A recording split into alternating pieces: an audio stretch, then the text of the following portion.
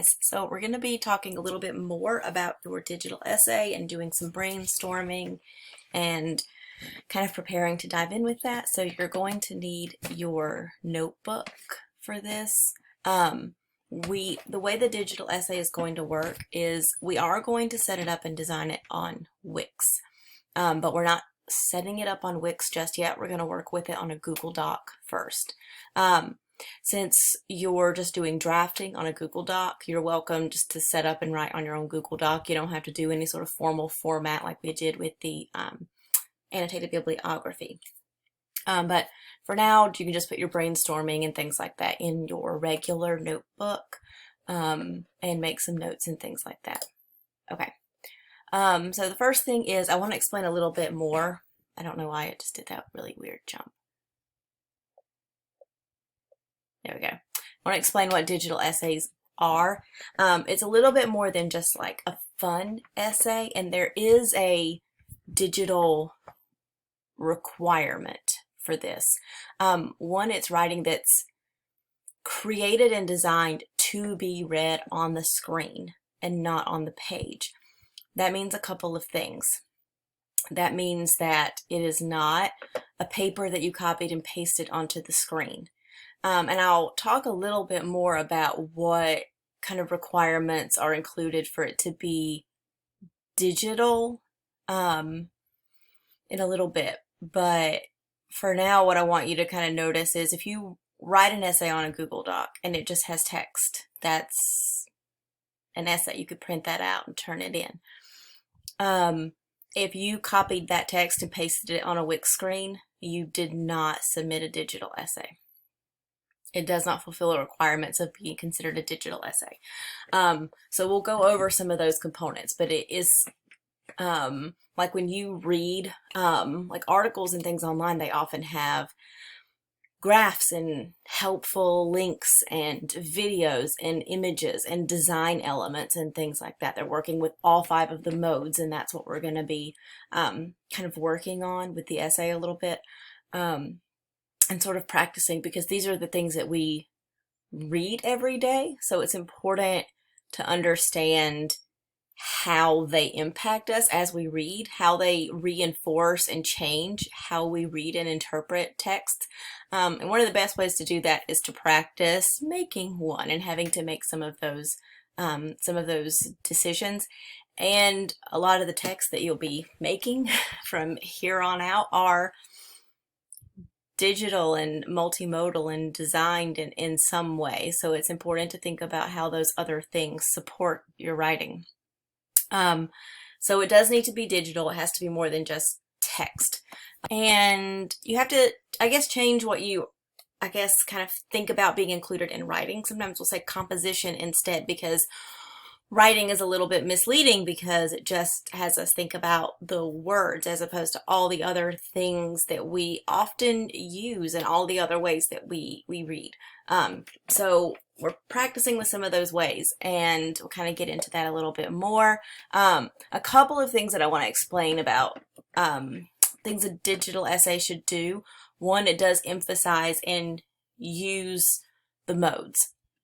We've talked about the modes: visual, spatial, gestural with, links and questions and things like that, as well as audio or oral, and then of course the written mode. The essay itself is rooted in writing. So it's a kind of a balance. You want to practice thinking about how you want to have strategic use of images, video, design elements, which we're going to talk about a little bit in this unit, as well as we're working on the digital essay. But the foundation is writing, is what you have to say, your words, and then thinking about how you can make use of these other things to support what you're saying. The key to a digital essay is it should be that you have all of these affordances of your text being online. Those affordances are things like really playing with color schemes and design and videos and links and all of that stuff. And it should be better and more engaging and clearer because it's online. So you're looking at ways to take your words into a digital space and use what's available to you online to make the essay better. So it does create a multi-layered, cohesive message. So you're going to be using all of these elements: images, links, colors, videos, all of your sections, your sources, text, graphs,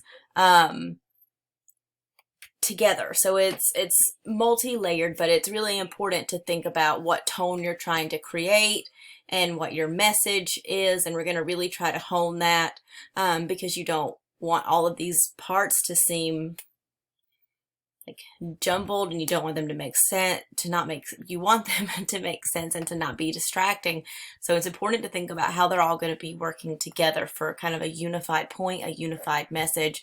And you don't want your elements to like contrast or work as separate, disjointed elements. So we'll practice making decisions about like where to put images and where to put videos and links so that it's clear.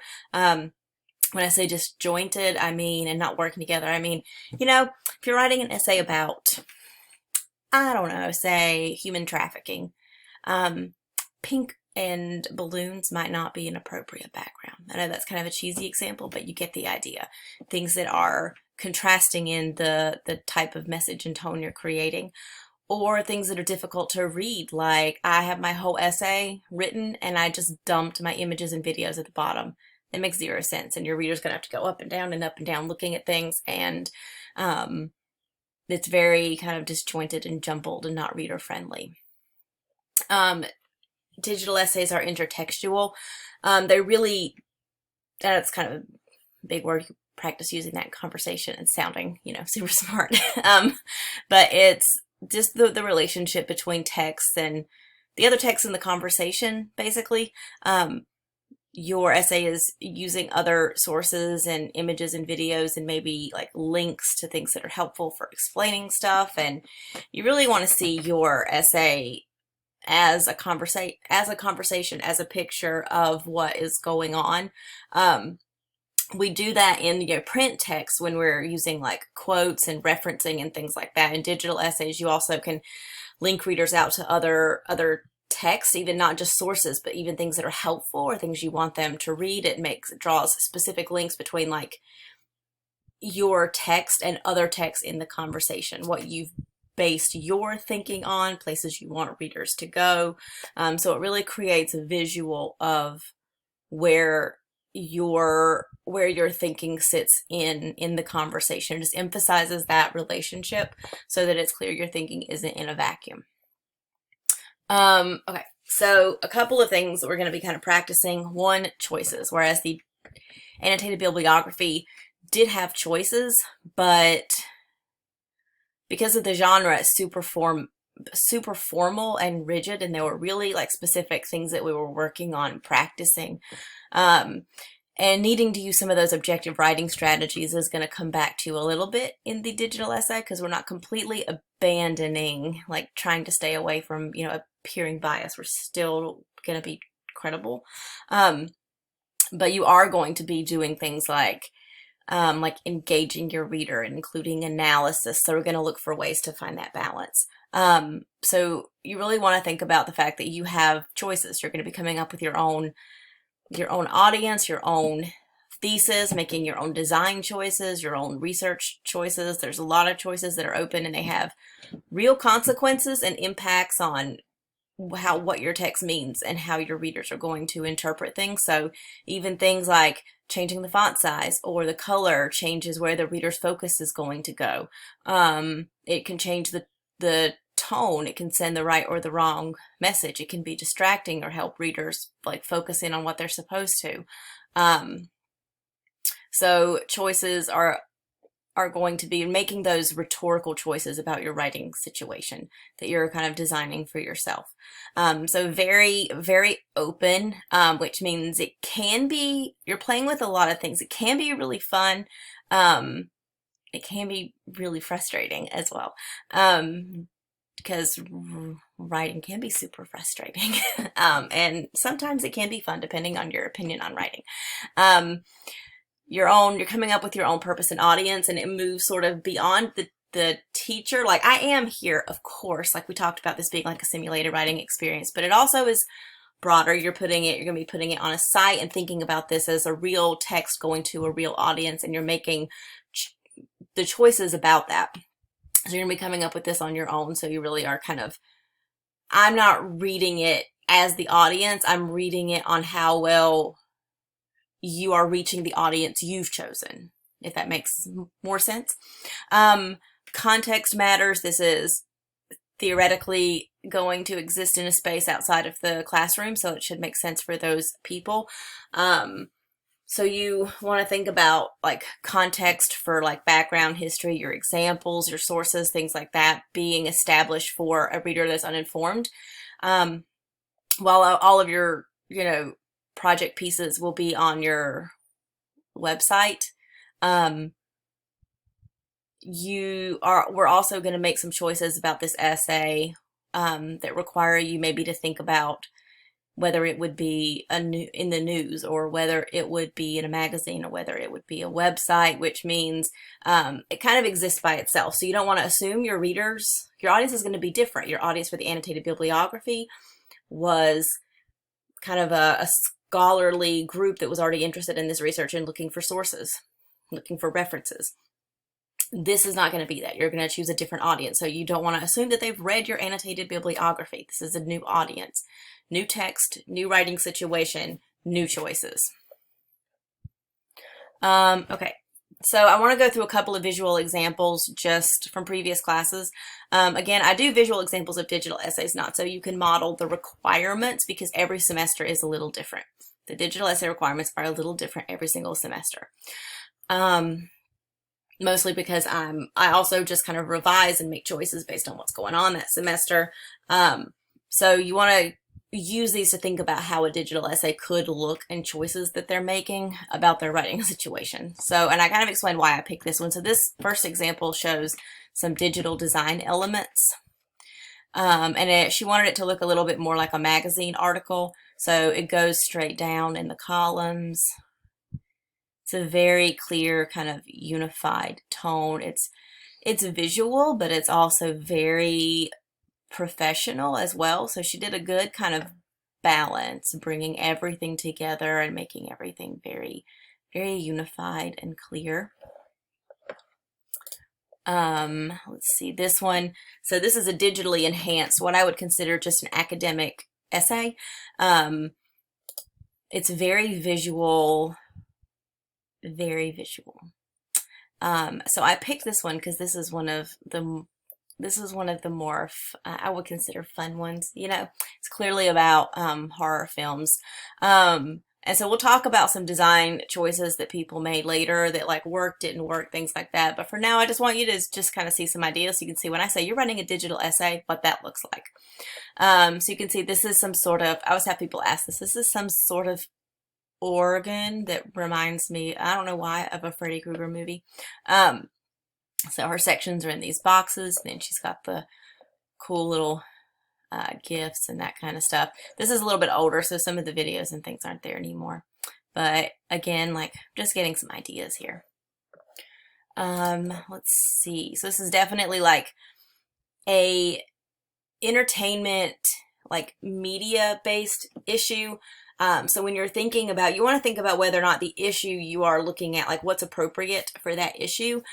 So this is clearly about horror film. So designing it very visually makes sense if you're thinking about, if you're writing about music, literature, film, that kind of stuff, writing about things that are in the media, writing about news, things like that, making it visual is very appropriate. All right, so example 3, I think this one is non-linear. So like once you get into, so she's talking about like health geography, so health kind of in different places. So, and I really liked the way she did this because it's very much like how you would see a web page designed. And what I mean by non-linear is it doesn't go just straight from top to bottom. You do not have to do that with a digital essay because it is digital, so you can use what's available to you. even in terms of how you order things. So just from introduction to here, she's got some maps. She uses the arrows to kind of show you where to go. And I really like this because she almost designed it very kind of map-like, like she's kind of walking you through that. So I thought the design here was very cool and matched her topic. And again, I did point that out, like visual elements are kind of just inspired by the issue itself. Oh, sorry, it went rogue again. Okay, example 4. When it's done thinking. Okay, so this is actually the first essay that we looked at in this essay are actually previous winners of first-year writing awards for research writing, for inquiry writing. So you're welcome to look at these as examples of like how to do some stuff. Okay, so hers was clearly about children's literature. You can tell like she wanted it almost to have like kind of a digital book feel because of the issue, and I think she did a really good job with a lot of her design. Go to the next page of the essay. She used, you know, like fonts and spacing and images, played with some different things to like draw your attention to certain places. Definitely has that book feel. She used hyperlinks throughout to take you to like information about people, not just like her sources, but did a really good job with using those. And then when you get here, you can click on different books and read commentary about each one. And in some of them, I believe she has some design elements as well.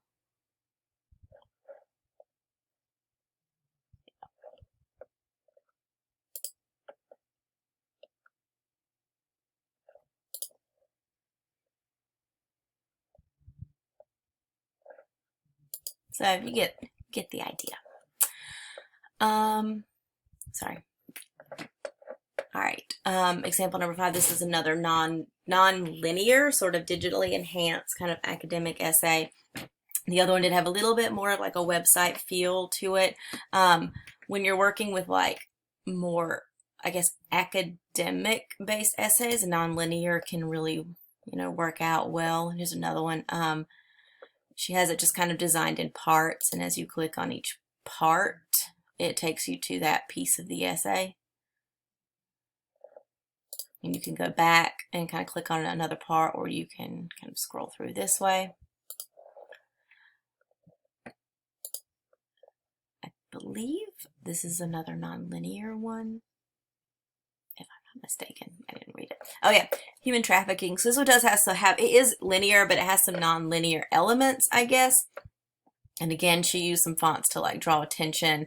You remember when I said human trafficking, like pink would not be an appropriate tone? This is an appropriate tone, I feel like. So she uses like, you know, her like listing and images, and she tells like breaks up and just kind of focuses on telling some different stories and things like that. So you can kind of see how it works and some things you can play with. Lots of, you see these look very different from each other, and that's also sort of the point, is that you have a lot of openness. Sorry, I had clicked the wrong one, the same one again. And a lot of freedom. And I guess if you look at this one also, it is more of a, I guess, a web article, like what you might find, like a typical sort of design article that you might find online. The goal here is to raise awareness. So it does look almost like it could be an essay on an organization webpage. So essays that are more focused on like raising awareness, of proving that something is, kind of convincing people that something is like a big problem. Like sometimes these types of essays, like web articles or web pages, can work really well because they're also very visual. This is a digital magazine on fashion, and she did use some components of that genre here. She didn't do the columns on this one, but she still made it look very much like, I mean, even down to the font, and using like the letter at the beginning of each section is a very like sort of typical feature of the magazine articles. So again, like everything sort of fits. Last one, and I'll probably pull up some other examples and throw some other ones in some point later. This one, I know, like this one is just a standard, like what I would consider like an digitally enhanced sort of academic essay, but it also like definitely like this was about like chemicals and cosmetics and being, you know, green and paying attention to like what you're using. So it was the reason for some of the design. And she, of course, because of the issue, wanted it to look more professional. Okay, and I'm going to throw in some more kind of examples as we go. I have a lot, again, with the idea of being like,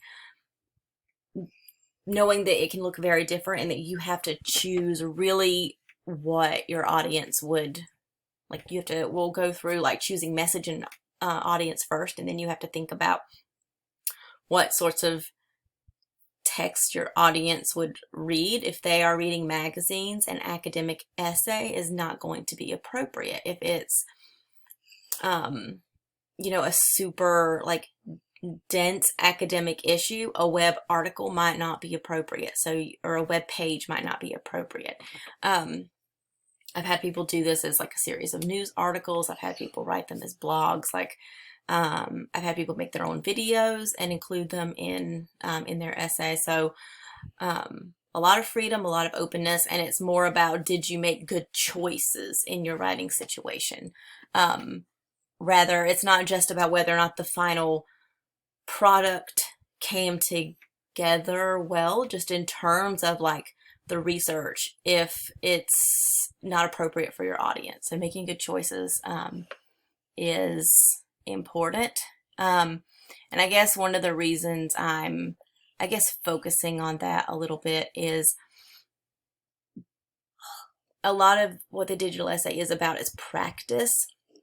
We're not all going to be professional designers at the end. The goal is kind of to play with things and practice making choices. So the thinking behind the essay is more important than the execution.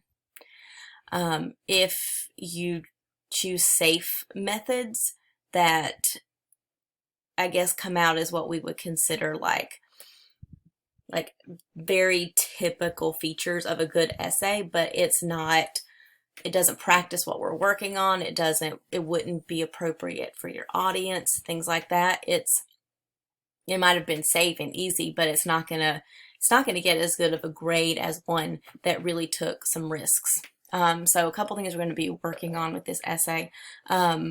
We are going to be sort of like working on you establishing your own writing situation. This is rhetorical knowledge, like thinking about your own purpose, your own audience, making some of your own genre and design choices and taking ownership of that, composing an academic argument and recognizing that from a popular argument, making organization choices, using sources in different ways, applying strategies to select effective quoted material. We've talked a little bit about that already, how to correctly like frame. This is a big one.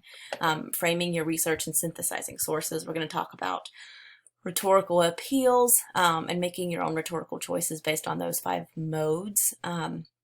We are going to work on digital tools and design elements, so you're not going to be like, I'm not just going to toss you to the wolves on that and say go design. We're going to talk a little bit about that too. And working on, again, like I mentioned this already in this presentation, balancing objective with subjective tone, avoiding being balanced, like knowing like when to be objective or not be objective, but when to use that objective tone when you're talking about your work, and when it's okay to be engaging and to add analysis, and how to balance it so that your analysis is not biased. So really kind of playing with that and addressing concerns of other perspectives in fair ways. I'm going to hit some of the requirements pretty quickly. We talked again about coming up with your own purpose. A couple of things that I want you to think about is, one, you need a solid identifiable point that is targeted at your audience. It does not have to answer your original question. It is perfectly okay for you to use that initial question as a springboard. It represents the whole conversation, but again, you're taking a place at the table. So it's okay to make your essay contribute to the conversation based on anything from your research. You do have to base it off of your research in this conversation, but it doesn't have to be a direct answer to your question. It must be an academic argument. You must make debatable claims and draw conclusions using your evidence. It cannot be an objective report. Like, well, I just wanted to be objective, lay it all out, and let the audience decide. That doesn't really take a lot of communication skill or rhetorical choice, or a lot of synthesis of sources. It takes a lot less work. And it's an old habit to fall into, because writing a really good argument is hard. And so just be careful that you're not falling back into, I guess, a habit. Because I know we talked, a lot of people, I guess, are trained to think about objectivity and writing essays a certain way, but it should not be a report, or I just wanted to put the facts out there and let everybody decide. It should be you being heard. Here's how I see the evidence. You need to have evidence, have sources, make logical conclusions, but the conclusion should still be there. The goal is not necessarily to persuade your audience directly. You're trying to clearly communicate how you interpret the research. So we're not winning at all costs. You're not just trying to like argue to get your audience to believe you or agree with you. You just want to be heard and understood. So it kind of takes some of the pressure off and lets you see kind of where that balance is. You don't necessarily have to persuade them. You just want to communicate clearly what you're thinking. So you do have some limitations in the sense that it does need to be digital, but the word essay is open to interpretation. Like writing an essay for, online can look like an essay. It can look like a web page, like you've seen some of the examples. Like there's a lot of different ways you can do this. It does need to be at least 2,000 words. That does include like your necessary like captions and like headings and things like that. It does not include your works cited or your references section. You need, if you remember the scholarly articles, how they have like an introduction and they have like sections in between the introduction and the conclusion. You're going to have some kind of introduction, some kind of conclusion, and in between those, you're going to have 3 visually distinguishable body sections with headings. You can look at all of the examples and see that they do this. And one of the reasons is that we are writing a longer essay, so we are practicing organization and also paying attention to not just paragraphs, but different parts of an essay, with those parts almost being like mini essays. If you're writing a print essay, if you were turning your digital essay into a print essay and you pulled those headings out, you would still kind of be able to see how things are organized. And it's a really solid way to practice organization and practice longer essays, is having those clear targeted labels for different parts of the essay and knowing what those sections are supposed to be doing and what they're supposed to be about. They should be arranged with some kind of a solid purpose. You are going to focus on different parts of your argument. So like your solution, maybe refuting a point, maybe background. You're going to synthesize multiple sources within each section. So a couple of things you want to avoid are making your sections about like different individual sources. One, that ends up being more reporty. It doesn't really pull evidence together to draw any conclusions, and it just ends up reading like your annotated bibliography all over again. Rather than having it be about a source and making commentary on that source, you want to make a point. Like, here is, my solution. Here are several sources that support this solution. So that's how we want to kind of think about it. You do have some design requirements. Remember I said it had to be digital. We're going to be using those digital tools and affordances. So images are great to illustrate ideas. They can be used to design and set an appropriate tone. They can be used to reflect points you're making. You can use videos for the same purpose. You can hyperlink to sources and other readings. You can use infographics, and then we'll go over some design choices later, but you want to be pulling from those things. And I don't have a number to give you about you have to have this many images, or you have to have this many videos, or you have to have this balance. Like sometimes people don't have videos that are appropriate for their their issue, but they have lots of graphs and they have, images, and they make appropriate design choices. Like, it's open for you to make your own kind of choices about that and be able to talk about and explain those choices. And then this is the end of this video, and then you're going to hop into the next one to do some brainstorming to get ready for work in session 2. Peace.